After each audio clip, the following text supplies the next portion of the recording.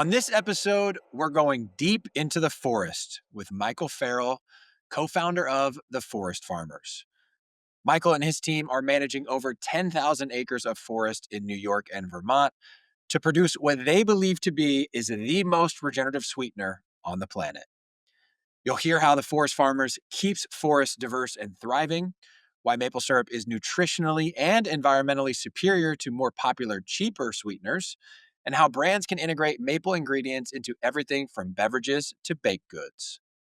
We unpack how maple trees become a full suite of regenerative organic certified products, from sap to syrup to sugar, and how those ingredients are now powering a new generation of regenerative brands like Recoup, Wild Orchard, and Alec's ice cream.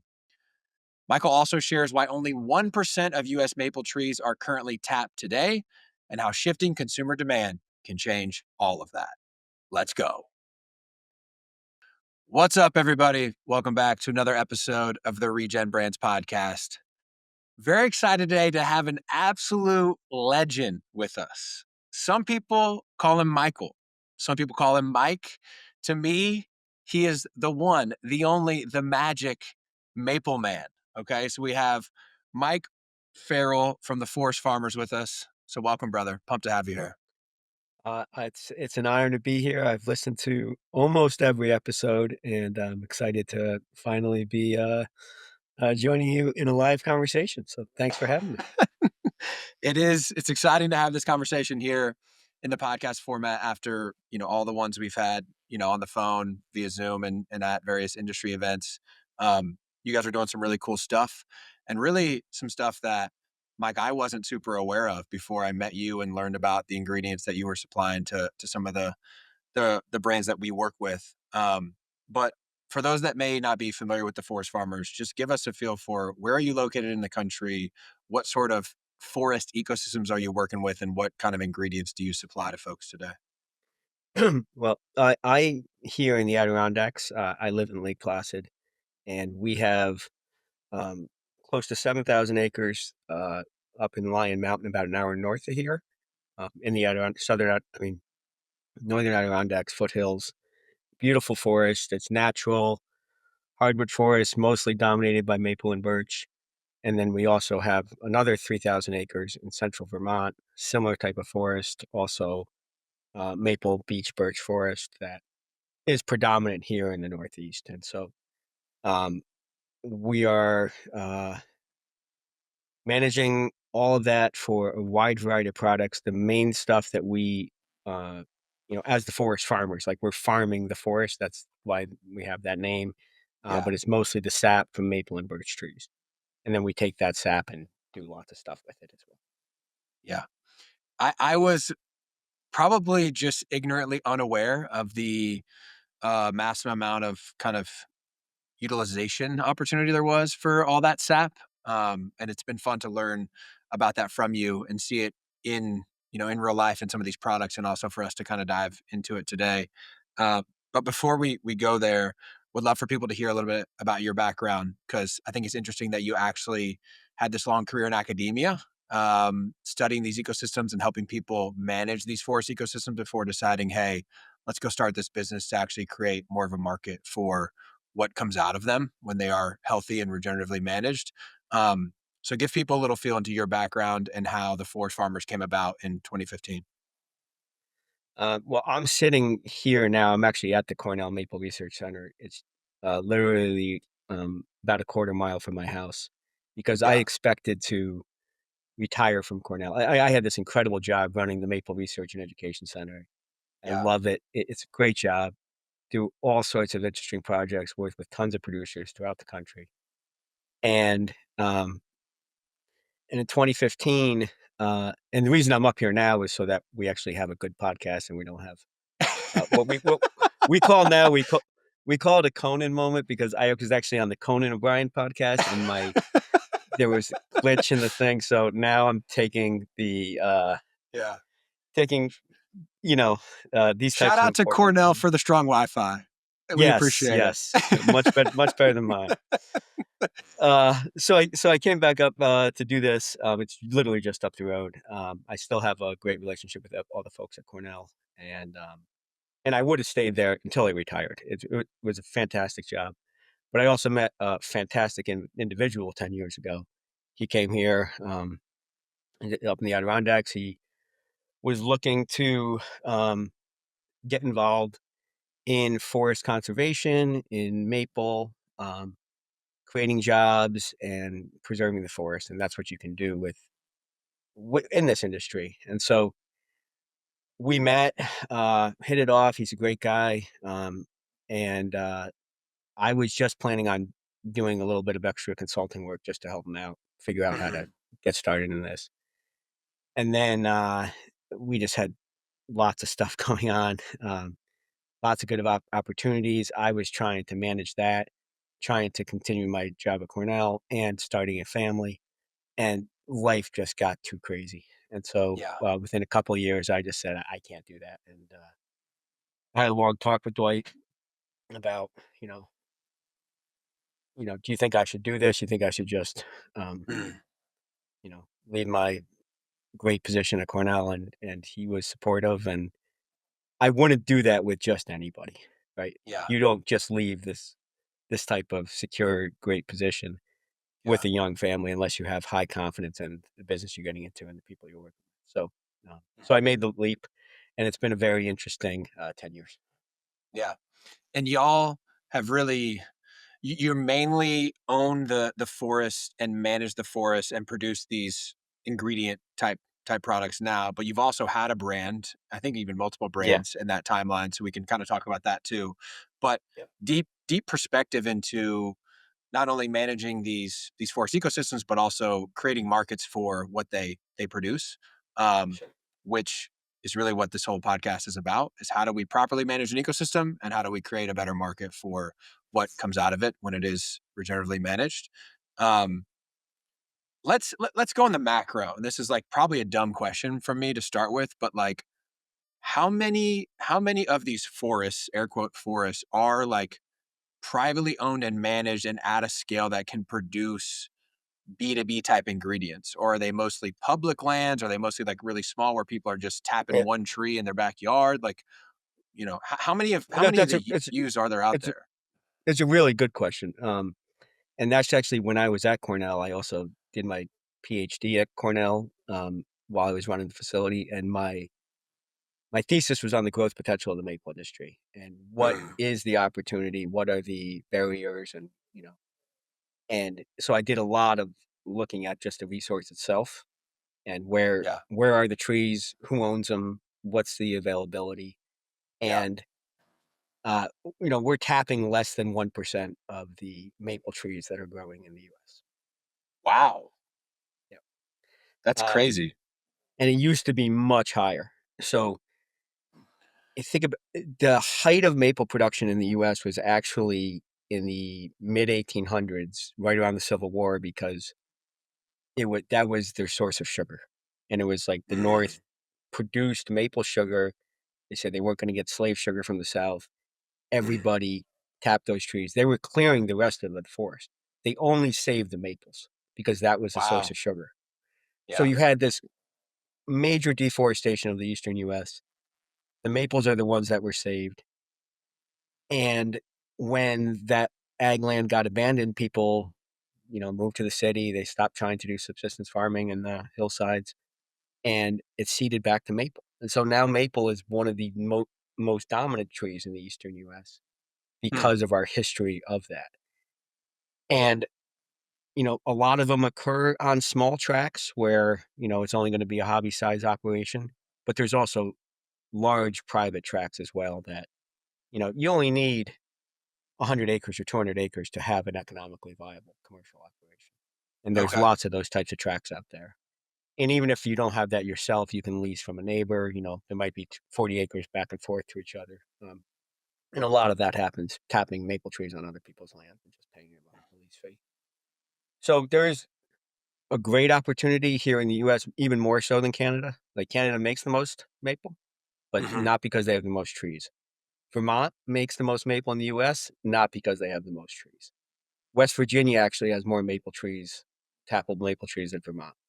wow, But West Virginia doesn't have the culture that Vermont has. It all really comes down to culture and infrastructure because the trees are there, but you need to have the people who want to do it, who know how to do it, and the markets for it. And so Vermont and Canada have done a tremendous job marketing maple.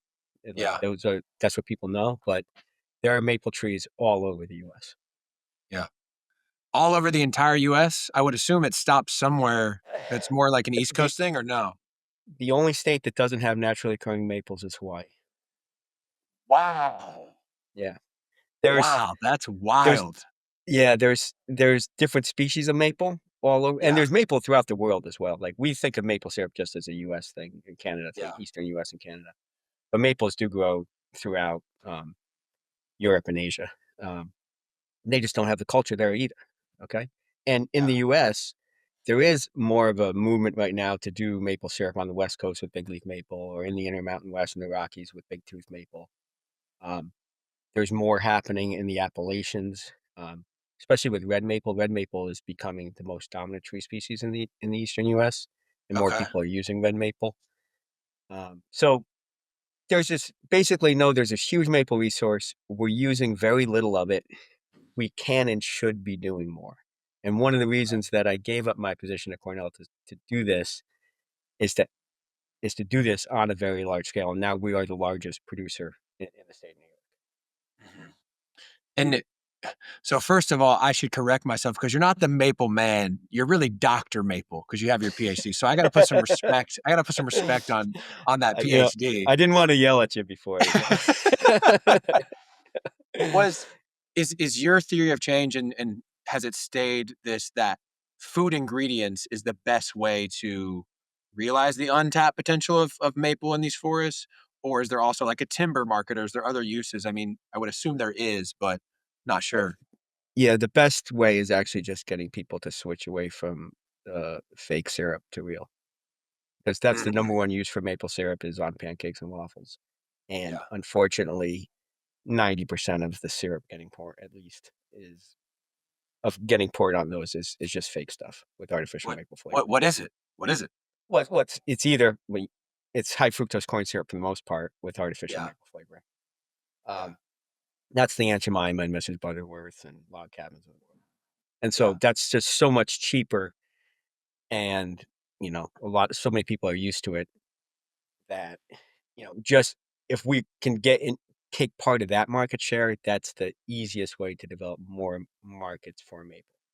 You can Yeah. also put maple as the sweetener in lots of different foods, which I'm 100% behind as well.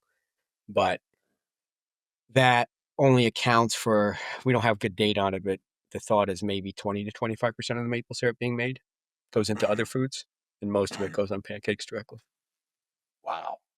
And there's no law, there's no way to kind of prevent basically all the fake product that's out there. I mean, Well, there are laws, you can actually go to jail for and people have for wow. like, oh yeah, for being fraudulent maple syrup. You have to, yeah. Oh, and there's been lots of shenanigans over the years. Yeah. So, Yeah. um, but most everybody now plays by the rules. It's very rare that you find something like that happening Mhm. anymore.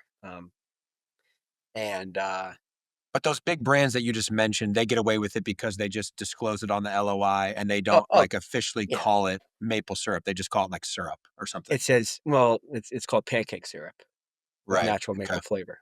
If Yeah. you say maple syrup anywhere on the front label, it's got to be maple syrup. Okay. So it's either Wow. pancake syrup or table syrup. Somebody tried to do all natural syrup, you know, several years Yeah. ago, put it in the same jug, so it kind of Okay. looked like maple syrup.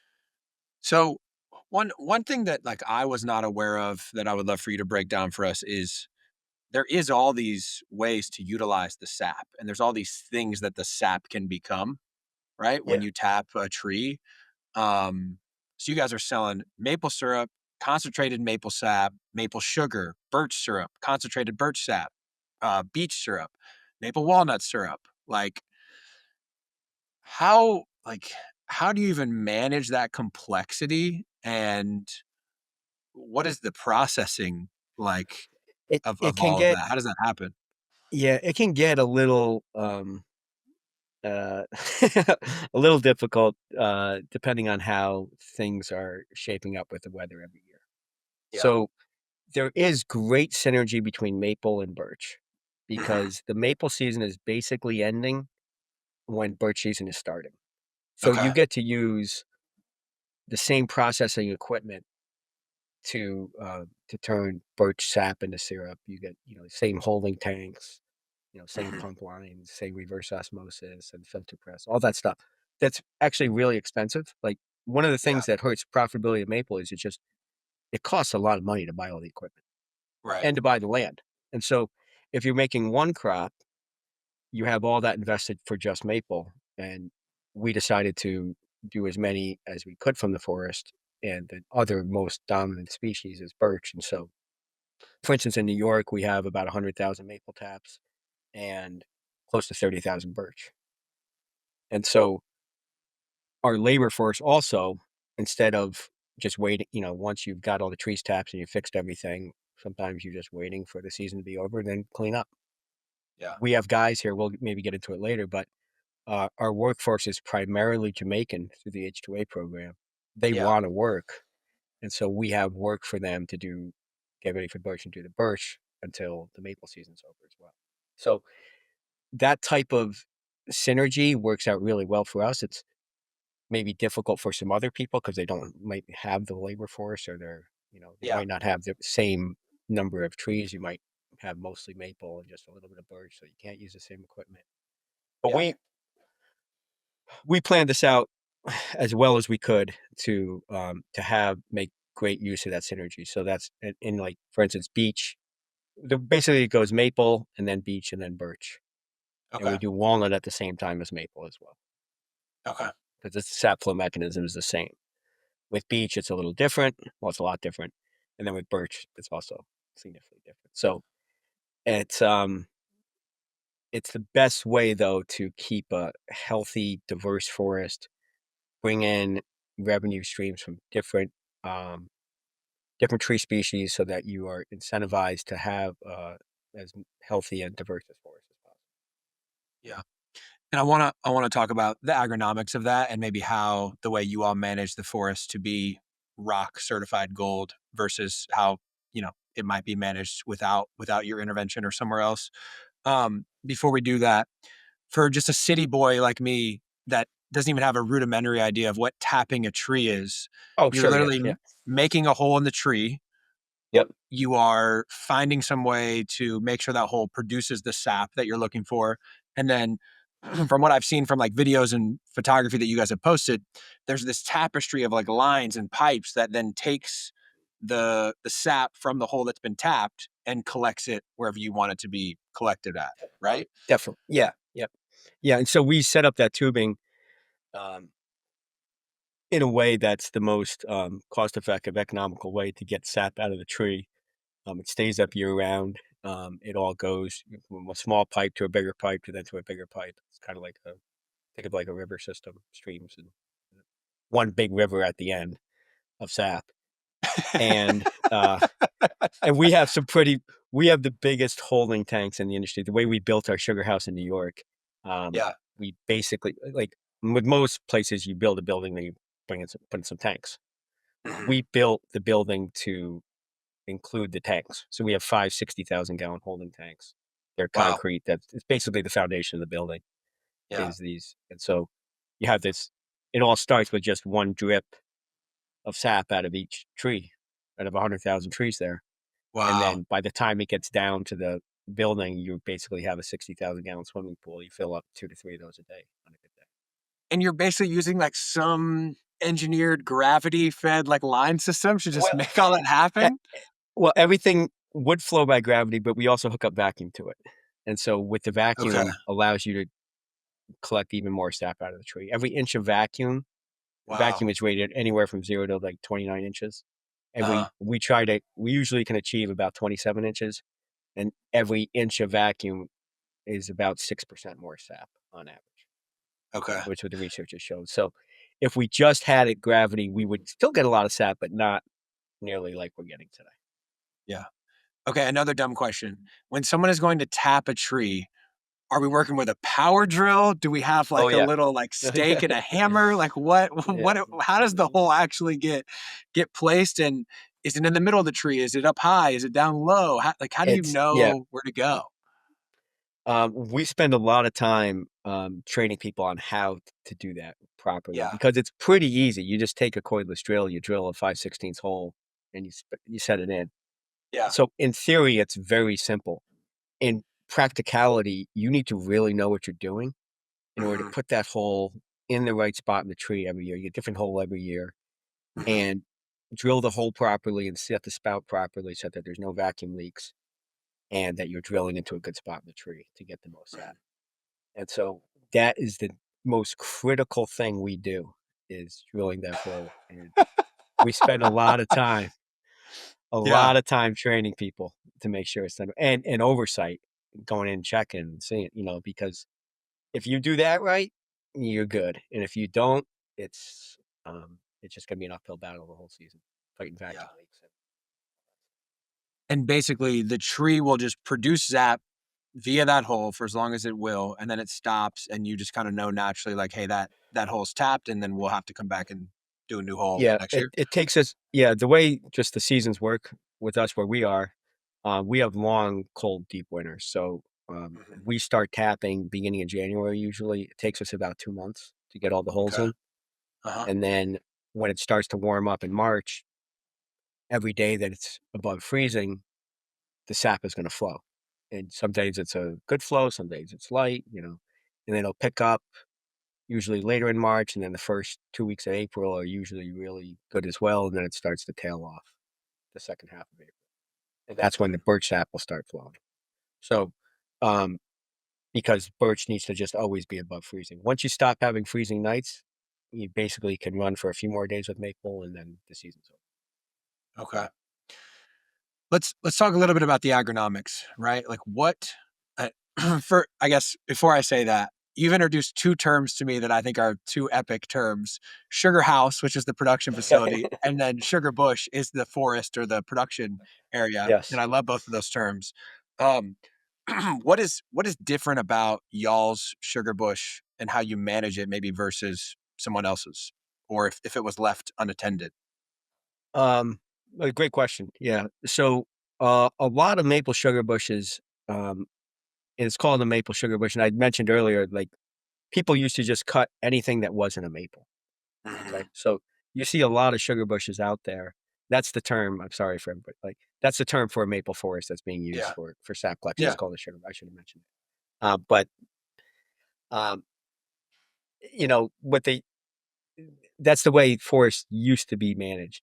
When you're organic, you're now required. Well, it's a guideline that you should have at least 25% diversity in other species, Interesting. right? If you can. A lot of them Mhm. you can't. Like it's just an existing forest that is mostly That's all maple, just maple. based Yeah. it's 90-95% maple, so you can't have that 25%. Mhm. But when you do have a diverse forest, and let me give you a little backup on the search for the land and why we bought the forest that we did was that a Yeah. lot of it had not been harvested yet. Okay, Mm. so it was more of a clean slate. It was harder to get to um, for timber harvesting. So, the spots that are easy to get to, those are parts that had gotten, cut. But some of this is pretty remote and hard to access. But you Right. can run long pipes to it, right? And you can get that sap out that way. And Yeah. um, so when we developed the forest management plan, and my background before I got into this, my background was in economics and forestry, and I was working as a forester before I got into maple. That's how I got into maple. Was I learned about it at Mhm. forestry school, and I was just amazed by it. So then I Yeah. said, I'm dedicating my life to maple now. I just got crazy into it.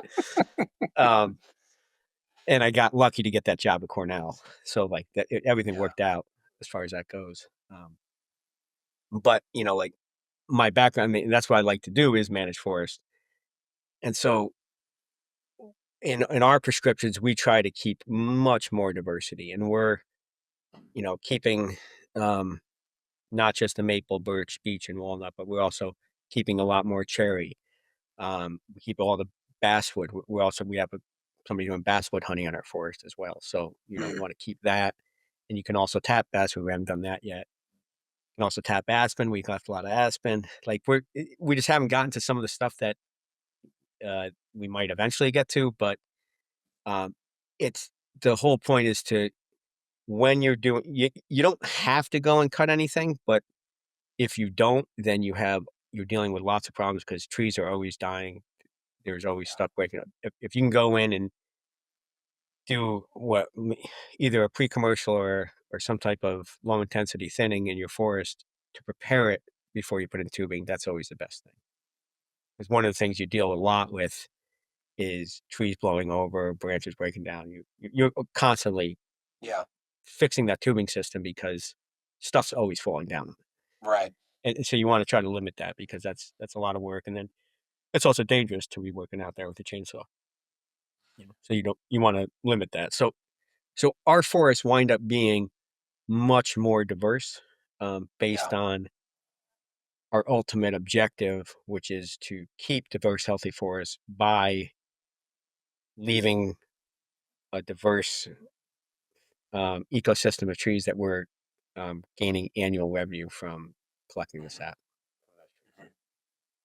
Yeah, and you're not really dealing with any of the like practices or replacing the practice that we typically think about as like non-regenerative. Like you're not going to till, and so Oh yeah, you are no exactly. till, but like you would never till anyway, right? Right, exactly, You're not irrigating these trees. I would assume, right? It's all just yeah, natural rainfall and all that.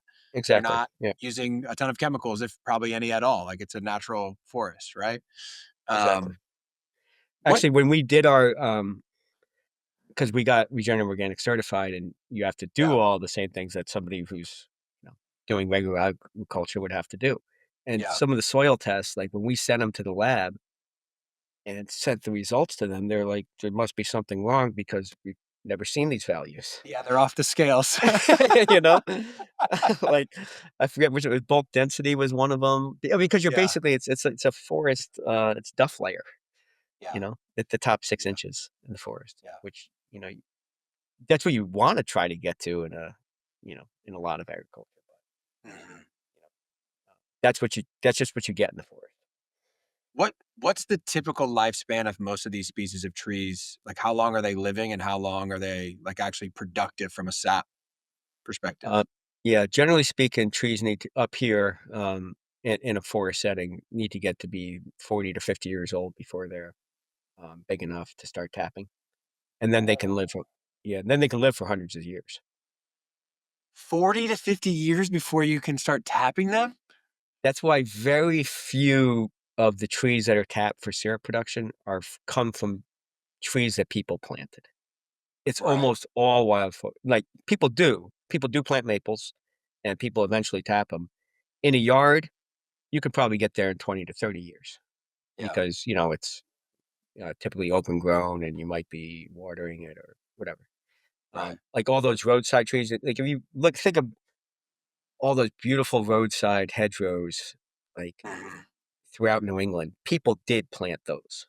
Right. And that was really forward thinking to do that. Right. And people are still planting maple, but 99 point whatever percent of the maple syrup produced in the world comes from trees from wild forest that nature planted. Well, I can't imagine the foresight and the management that you all have to just manage, those 10,000 acres and those two plots just to make sure on each revolving 40, 50 year timeline, you're replacing, the trees with more productive trees. Yeah, so it's the way you manage it, you're trying to encourage both the growth of the existing trees and then create space for new trees to grow up so that when the old ones are dying off, you have another cohort to Yeah. Um, I think you and I could talk about the agronomic side and some of the forest management side forever, but I do want to make sure we talk more about really what's happening on the business side and the Yeah. potential of these ingredients to be awesome, amazing, regenerative organic certified possibilities for a lot of brands and their formulations. Um, so let's go there. Give us a brief overview of some of the brands that you've worked with and some of the more popular ingredients that you're supplying to people today, Mike. Great, yeah. Well, Some of them I met through your podcast. So I listened We're to happy that. to be helpful. We're happy Yes, to be yeah. helpful. So I listened to the podcast. What I say one of the best stories was I was actually on my way to Fancy Food Show in New York City, I don't know, maybe Yeah, 2 or 3 years ago, and I was listening to the podcast with Michael Ham from Wild Orchard, yeah, and I was I mean, he's just an incredible guy, and that was such a great episode. And I had no idea that they were gonna be a fancy food, and you see a million booths, right? But then all of a right. sudden I saw, "Oh my god, that's Wild Orchard." I just listened to that. I just got off the Yeah, train, heard that, and so then I started talking to Michael, said I heard it, and now we're working on some really cool stuff together with, maple and matcha. We're using hell maple yeah. sap as the base for the matcha and maple sugar for matcha sticks, and so, like, that kind of synergy, I love, right? And so, Mhm. so that's an example of, a company that's using both the sap, like the purest form right out of the tree to brew Yeah, their tea with, and mhm, then also, uh, the latest thing you can I mean, the most transformation you can do is turning that sap all the way to a granulated sugar, mhm. and so he's also working on granulated sugar with matcha so that you can just pour that into my water and just make your matcha tea, sweetened with Wow. maple. So, Okay. uh and all in between there is maple syrup, right? So you either have maple sap that's used for beverages, and another example of a great company using maple sap as the base for the beverage is Recoup. Yep. Um, I was actually working with them even while I was at Cornell for a long Yeah, time. Like yeah. Siwat was the They're founder both there MBA was students, right, at Cornell? at Cornell, yeah. And Yeah. so Yeah, Susan and and Siwa. yeah, yep. And so I was giving like Seawat was driving up from New York City to get 5-gallon pails of maple sap from us here in Lake Placid to make it to make it as an apartment. And Yeah. I've seen his apartment since then. And I was like, Seawat, how did you do this? So, anyways, um, so he's they've been on a long trajectory and now they're doing really well. And one of the reasons is when you use maple sap as a base ingredient, it's got just a little bit of sweetness. It's got lots of other benefits, the antioxidants, the polyphenols, the electrolytes that are just naturally occurring in the maple sap. So you use Right. that as the base for a beverage. You can add any other stuff, whatever you want to do, and you have a naturally sweet beverage with no added sugar because the maple sap has naturally occurring sucrose in it that is just subtly sweet. There's no real maple flavor yet, and Mhm. then you use that as a base rather than saying a lot of beverages just you'll use water and then you'll add some type of sugar. If you add cane sugar or Right. honey or something else, that counts as added sugar. When you use maple sap, it's just naturally occurring sugar. So it's And not they're calling that maple water, but it's really just the sap with water, and it becomes this maple water uh, thing that has that natural sweetness and all those maple. Yeah, other. maple sap and maple water are the same thing. It's just Okay. interchangeable. Okay. Maple producers call it maple sap, and people trying to sell it to the consumer call it maple water because Yeah. people they hear sap, they just think of something sticky, like think of pine Mhm. sap or something. You don't wanna drink some sticky sap. Yeah. And Right. and really, it's like 98% water with a little bit of sugar and all Yeah. those other good things into it. And And there's a functional water category, there's not a functional sap category. right. And their drinks are sweet, but light and refreshing, and they don't give you that, like, yucky, fake bullshit artificial sweetener taste, and they Exactly. don't give you that, like, sugar high hangover. So Yeah. as a avid consumer, like, I very clearly feel the difference when consuming that product versus some of their competitors with different ingredients. Sure. Yep. Um, so we have a bunch of companies that are using the maple sap as the base ingredient in a beverage. Um, But our main product is maple syrup, and so we produce a lot of maple syrup every year, um, and that can wind up in a range of other products as well, from granolas to ice cream. Actually, we supply Alec's ice cream. They've Yeah. been on this show as well. They use a maple syrup in there, and they also turn the maple syrup into like a thicker version to swirl Mm, in. mhm. They do that part. Um, Yeah. That's their trade secret there. That's why that tastes so good. Yeah. But maple's used to sweeten some of theirs. So, uh, and one of the reasons we got Regenerative Organic Certified is because I believe maple is the best sweetener. I think it is the most regenerative. It's Mm, naturally organic. Um, and so for companies that are ROC certified that want to have, at least 95% of their ingredients, yeah. when we got certified, now we're an option for them to have either maple sap, syrup, or sugar as the sweetener in their product so they can keep that rock certification. And um, there are other rock sweeteners, like you can get a rock cane sugar, um, you can get a rock coconut sugar, but especially with the cane, like you're clearing tropical forest to grow cane sugar. Right. You can do it better. You can do it in a regenerative way, but it's still not nearly as good as having just wild tropical forest. Mhm. And so with us, we're able to just keep the forest as is, maintain, preserve those forests, get the sweetness out of it through the sap, and have a delicious, incredible product. And then also the environmental benefits that go behind. Yeah. And it's domestic. There's some rock cane sugar that's produced domestically, but most of that, and probably most of the coconut sugar, for sure, all the coconut sugar would be not domestic. Yeah. Um, you talked a little bit about the history and maybe why some of the demand fell off for using these maple-based products. Is it also just from a sweetener perspective, like the unit economics don't add up? Is it there's not enough companies like forest farmers that are really good at the manufacturing and the marketing of the products? Like what Well, why yeah. the main change came in the late 1800s when the price of cane sugar dropped below the price of maple sugar, and Mm, so then people started making maple syrup instead of maple sugar. Most of the mhm. maple up until then was actually made all the way to maple sugar Wow. because it was easier to store as well. And then so then you had people having maple syrup, and it was more of a luxury syrup um, from a price perspective, and maple doesn't get the subsidies that corn gets, or I mean, like, so Right. it's just so much cheaper to make corn syrup than it is maple syrup, and that's the only reason that has that market share. It had no other benefits besides just lower price. Yeah, I mean, what you're articulating from not only an environmental, but a nutritional profile as well, um, that's why I think there's such a huge opportunity here. Yeah, definitely.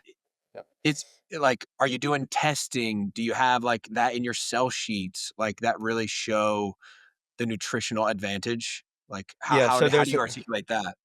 uh, there's an organization called the International Maple Syrup Institute Mm, that it represents. It's basically a trade group for the industry, yeah. and a lot of the work that they have funded and that they have, worked on in terms of promoting maple had to do with the health benefits of maple, comparing it to Mm, the other sweeteners.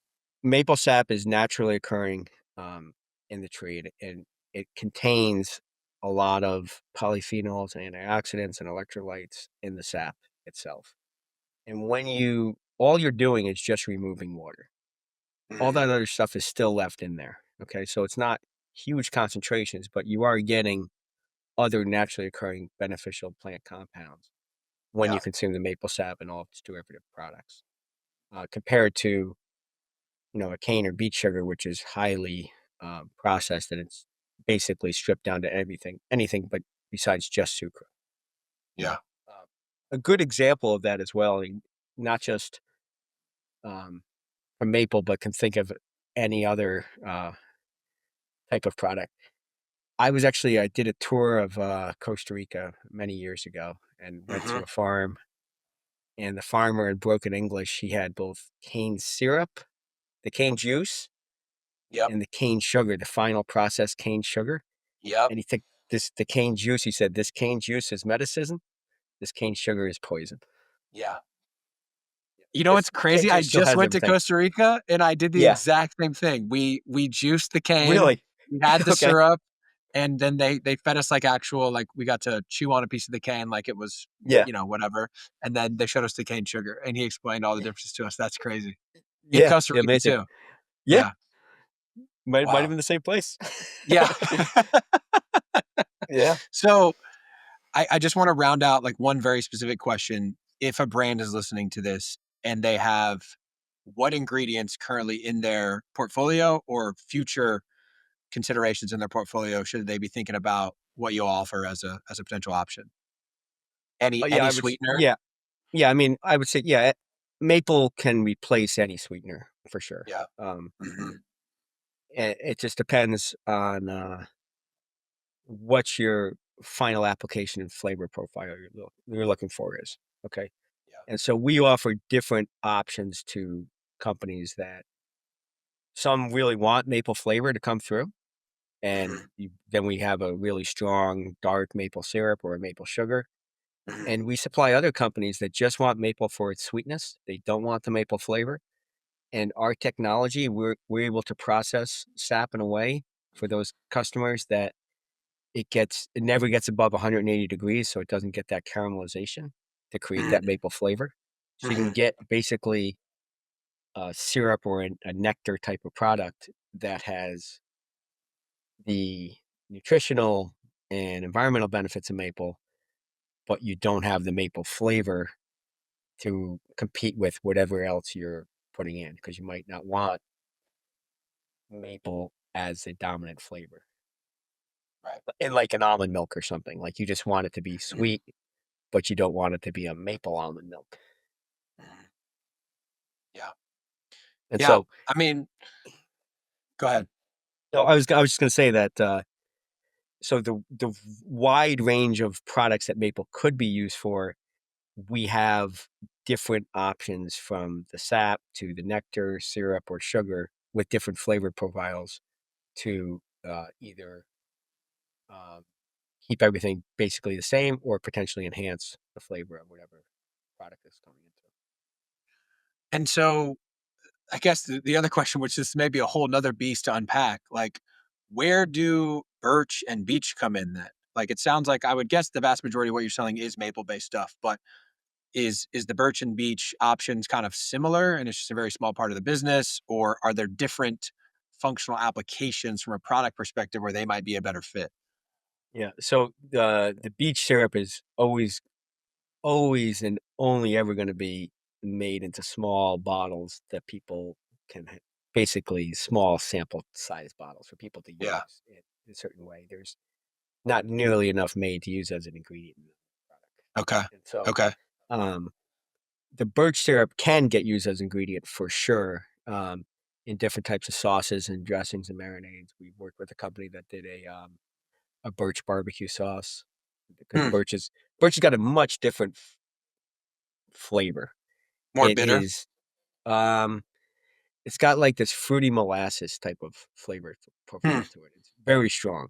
And so you don't just use it as sweetener, you use it as a flavoring agent as well. And so Yeah. there's lots of things like birch syrup often gets used in cooking, like as a glaze on salmon or something in Alaska. A lot of birch syrup made up there. That's like typical use for it. Um, Interesting. yeah. So, but it's also it's maybe 5% of our business is birch. So Okay. we do all these other ones, but we do the birch and the beech and the walnut. But our bread and butter is maple, and so Yeah. that's why we've been talking about that most of today. Yeah. Let's talk about syrup, like actual waffle pancake syrup application.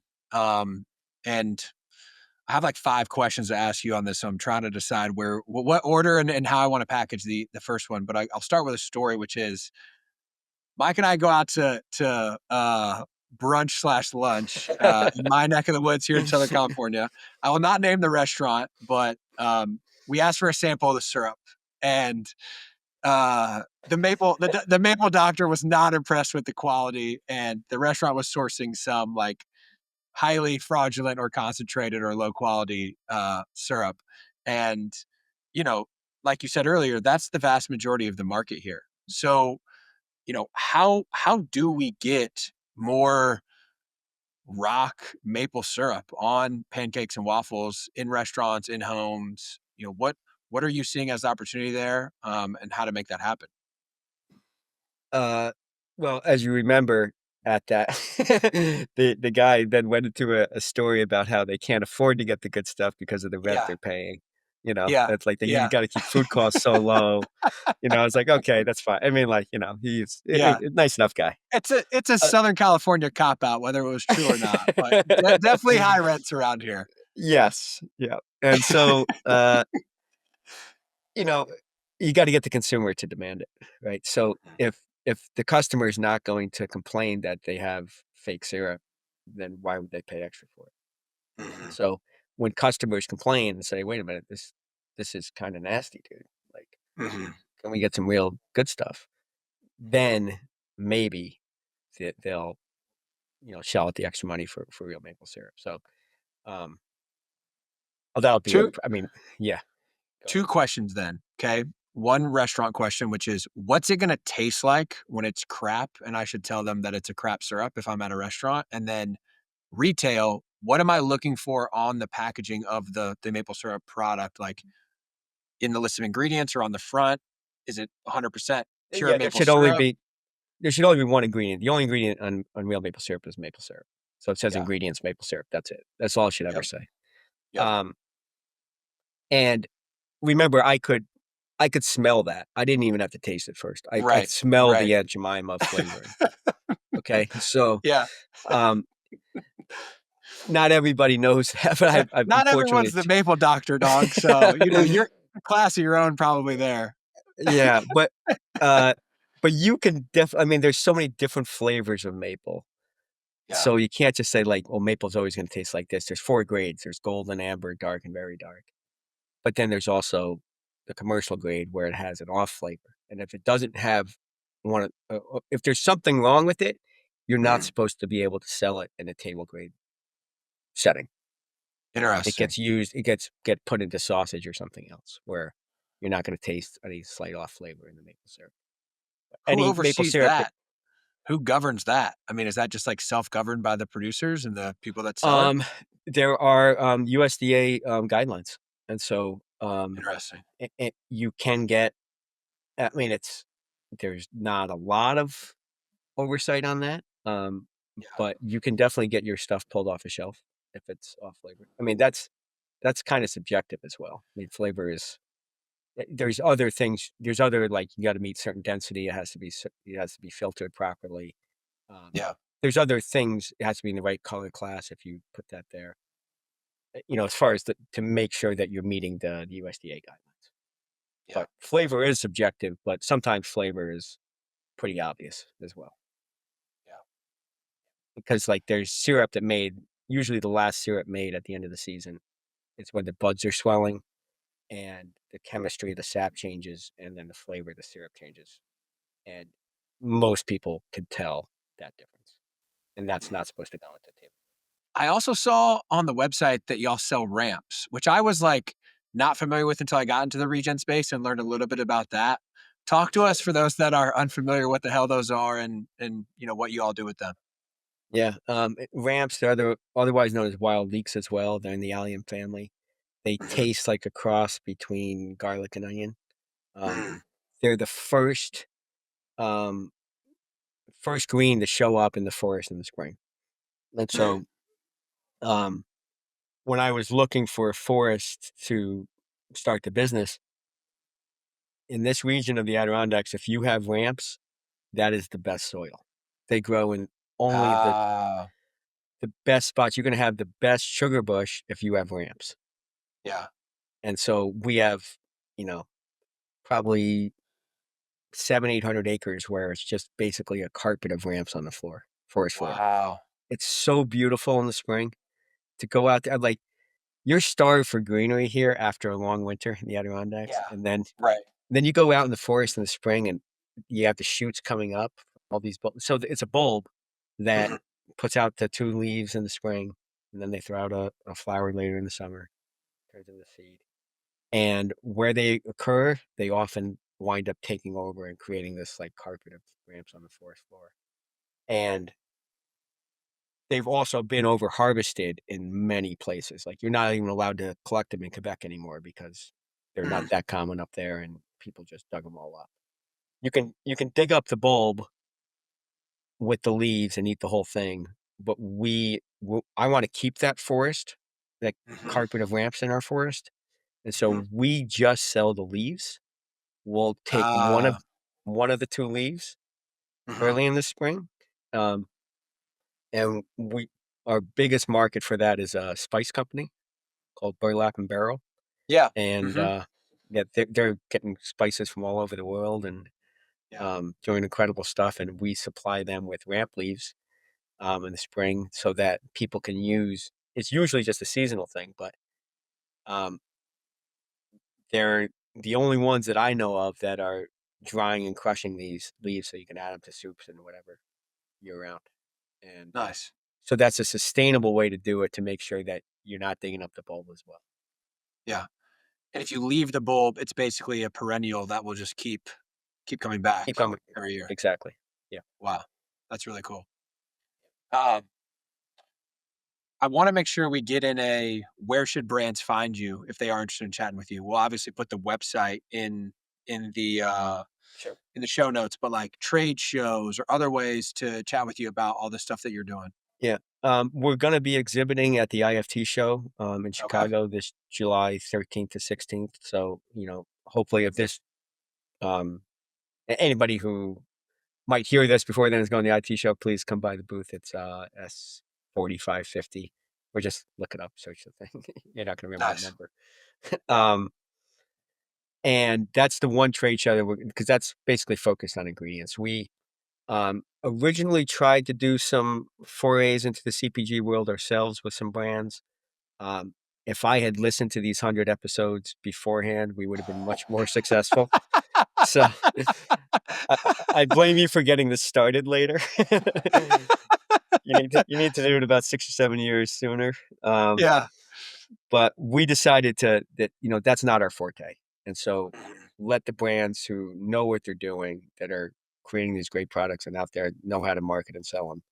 We just want to supply them with, what I think is, the best sweetener in the world for a variety of reasons that we've talked about for the last hour. So, Mhm. so that's the focus of our business, is just supplying these other brands that want to have maple either sap, syrup, sugar, birch sap, syrup, ramps, Yeah. anything that we can get from the forest, to go into other people's products. And so, yeah, so we're going to be at the IFT show. I usually go, out to Expo West every year. I've been Yeah. to some of the other fancy food show type of things.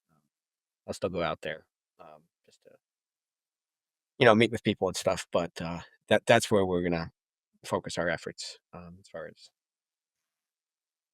Yeah. in our marketing. To get to And my hot take, even though you laid out the case today that the data says the opposite, I think the long-term market, bigger market for all these products is actually not in just like traditional maple syrup on pancakes and waffles. I think it's in the ingredients that you are trying to, pioneer and build more demand for. I just think I hope you're all right. of the Yes. consumer Yeah. trends, I mean, Yeah. all these consumer trends around lower processed, health and wellness, more natural, better nutrition profiles, cleaner, like the environmental impact of ingredients, like they all trend really well. And I just love the fact that you can bring somebody what you guys do in an organic and a rock and what is it? Fair, you're also fair for life, right? Um, Yeah, we actually we were Fair for Life for 2 years, um, in order to get rock gold, but then Fair for Life is not set up for a company like us and was kind of cumbersome, and nobody really cared to have rock gold. We were rock silver to begin with, and mm, so we decided not to renew that this year. Not that we couldn't do it, it's just, um, there's lots of certifications you can do, and you yeah, just when you're trying to control costs and just keep everything as streamlined as possible, we gave up our Fair for Life. We do have I mean, we spent quite a bit of other money on our kosher certification, on our mm, NSF third party food safety, like stuff that brands are demanding and need. So, like, Yeah. It's not, um, uh, it's not because of anything except for the fact that we wanted to, keep our costs down as much as possible to keep the cost of the Yeah. because with maple, brands choose cane sugar or corn syrup because it's cheaper. We're Right. trying to keep our price of maple syrup as low as possible to be competitive so that it can Right. wind up in more products because all the trends you just mentioned, yes, maple is spot on and people just have to be willing to pay a little bit extra for it. Hmm. Yeah. And it's not like your labor dynamics or any of your praxis changed at all. You just basically didn't want to pay for the cert anymore, and you didn't Right. need to have a rock gold product. Rock silver was completely fine for But all your was fine. customers. Yeah. Yeah. Yeah. And we do pride ourselves on being a really good employer. Um, and we uh most of our labor force, seasonal labor force, is through the H2A program with the Jamaicans, and they love working for us. We take really Yeah. good care of them. It's a great synergy, and so I hope more people can, uh, you know, continue to come to the U.S. Like Yeah. we have lots of immigration issues right now, but the H2A program is bipartisan, and it should be hopefully even more important in the future. Yeah. Yeah, love that, and it's been fun. You and I have had a couple off podcast conversations about that crew, and we actually have a pretty epic shot of you and them tapping trees. That's gonna be the Oh podcast yeah. artwork. So, Oh okay. Oh um, nice. Yeah. it's, it's a good spot to close before we hit the last question, which you've heard 100 answers to, bro, so you should be Mine's prepped. not going to be better. Hey, don't sell yourself short before you even start. Um, but as you know, final question, how do we get Regen brands to have 50% market share by 2050? How do we do that? um, People have said it more eloquently than I will, but I think it all comes down to consumer demand. And so, when people want it, the producers will supply it. The farmers will grow it, the brands will Mhm, buy it and put it in the packages that the consumers want to buy. And so, mhm. um, that's what it all starts with. I mean, we talked about earlier. We're capping like 1% of the maple trees. Like we can Right. utilize more of the maple forest. That's not the limiting factor. If we get more people demanding it that want the maple, then we'll just make more of it, and the brands will buy it from us, put it in their products, and you know that's what it all comes down to. Well, brother, super informative and fun conversation. Really appreciate you joining us and just your support as a listener, as a friend, as an ingredient supplier of the platform and what we're building. It really means a lot, seriously. I I just appreciate your personal energy and support in general, but also from a business perspective. I really appreciate it, and um, I look forward to the next episode when that happens. Talking about a bunch of other use cases and case studies that y'all are supplying all this cool stuff to more brands. So just appreciate you, man, and thanks for joining us. Well, I appreciate you and everything you're doing to support this industry. You are you are the legend, and it's a pleasure working with you, and I'm glad that I got a chance to be on the podcast with you, and look forward to seeing you again sometime soon down the road. Thank you, brother. Um, for those that want to check out more, we'll have this in the show notes, but the URL is theforestfarmers.com. So let me know if you want to chat Correct. with Mike, reach out to him directly, check out their website. And yeah, thanks everybody for tuning in. And Mike, thanks for joining us, man. Appreciate it. Okay. Yep. Thank you. For transcripts, show notes, and more information on this episode, check out our website, regen-brands.com. That is regen-brands.com. You can also check out our YouTube channel, Regen Brands, for all of our episodes with both video and audio. The best way to support our work is to give us a 5-star rating on your favorite podcast platform and subscribe to future episodes on Apple Podcasts, Spotify, and YouTube. You can also subscribe to our newsletter, the Regen Brands Weekly, and follow our Regen Brands LinkedIn page to stay in the know on all the latest news, insights, and perspectives from the world of regenerative CPG.